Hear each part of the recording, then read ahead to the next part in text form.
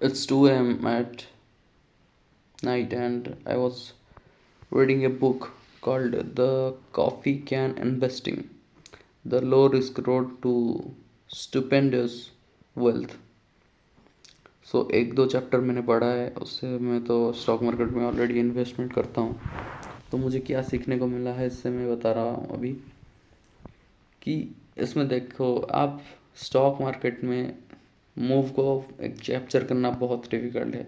Like कब market bullish हो रहा है, कब बेयरिश हो रहा है, कब मार्केट ऊपर जाएगा, कब नीचे आएगा। आपको लगे कि हाँ अभी ऊपर जा रहा है और अभी ख़रीद लेता हूँ, फिर आप ख़रीद लोगे, फिर आप सोचोगे मार्केट अभी नीचे आ रहा है कि बेच देता हूँ। ऐसे अगर करोगे तो आप मार्केट से ज़्यादा पैसा नहीं निकाल पाओगे। आपका most of the money will go to brokerage, charges and all, commission, ये सब चला जाएगा। आपको अगर स्टॉक मार्केट में से पैसा कमाना है, if you are really confident about the stock market and you think that whichever stock you are investing is going to give you good return in the future, it's good fundamentals they have, then you should stay invested for a longer period of time.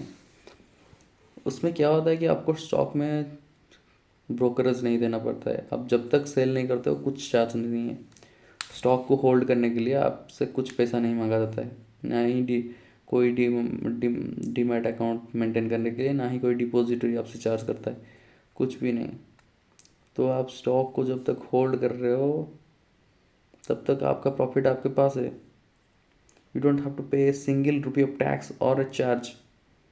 और उससे आपको dividend मिलता है कुछ stock से आपको appreciate होता है वैल्यू। और मैं बहुत स्टॉक देखा हूँ जिसका वैल्यू 200 300 400% अप्रिशिएट हुआ है। Why? Because this stock have performed well in the long run. So the only way to create wealth in the equity market is to stay invested. आपको एक ही स्टॉक में सब पैसा नहीं डालना है। अगर आपका सब पैसा एक स्टॉक में डाल देते हो, वो स्टॉक गिर जाता है तो आपका नुकसान होने वाला है। You have to select at least 5 to 6 stocks which have the potential to grow, and you have to trust and invest. हाँ, मान लो आपका कोई टारगेट है कि इससे नीचे आएगा तो मैं बेच दूंगा, वो सही है। लेकिन अगर आपको लग रहा है कि हाँ 20% प्रॉफिट हो गया है मैं बेच देता हूँ, या फिर 30% हो गया है, 40% में कैप्चर कर लूँगा, फिर जब मार्केट में ये स्टॉक गिरेगा फिर खरीद लूँगा और एक बार ही स्टॉक को, तो इसमें आपको दिक्कत होने वाला है। मैं बता रहा हूँ, आपका ग्रोथ बहुत कम होने वाला है, आपका रिटर्न ऑन एसेट बहुत कम होने वाला है। तो अगर आपको स्टॉक मार्केट से अच्छा खासा प्रॉफिट बनाना है तो मेरा एडवाइस ये है कि स्टे इन्वेस्टेड। बिकॉज मुझे इतना याद है 2 साल पहले मैं कुछ स्टॉक 30 रुपीज़ में ख़रीद के 45 में बेच के बहुत खुश हो रहा था। भाई क्या कर लिया, उखाड़ लिया। लेकिन वो स्टॉक अभी साला 150 रुपया में मिल रहा है। तो समझ रहे हो, जहाँ पे मैंने 50% प्रॉफिट किया था वहाँ पे 600 700 रुपीज़ का पोटेंशियल था, लेकिन मैं बेच दिया क्योंकि मुझे 50% में खुश होने वाला था मैं। प्रॉब्लम वही है ना, 1 लाख रुपया डालते तो 1.5 लाख में कब निकल गए, लेकिन वो 1 लाख अभी 6 लाख होने वाला था। जो 1.5 लाख हमने निकाला था वो 1.5 लाख तो हमारा 1,70,000 भी नहीं हुआ है, सीधे ही अकाउंट में पड़ा है। तो बात यह है कि आपको इन्वेस्टेड रहना है। You have to stay invested in the stock market in order to make good money. Believe in the market. जब मार्केट में क्रैश होता है तो आपको पैनिक नहीं करना है।